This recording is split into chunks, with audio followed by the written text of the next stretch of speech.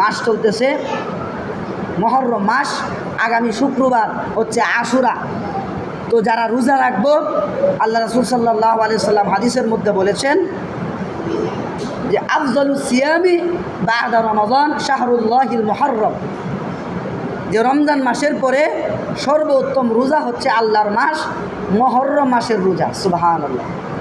এই মাসের আশুরার দিন 10 তারিখ, এদিন ইহুদিরা রোজা রেখেছিল যে হযরতে মুসা আলাইহিস সালাম ওনার দলবল সহ নীল নদ পাড়ি দিয়া নিরাপদ জায়গায় পৌঁছেছেন। এই জন্য তারা শুকরিয়া করার্থে তারা কি করেছিল, ওই দিন রোজা রেখেছিল।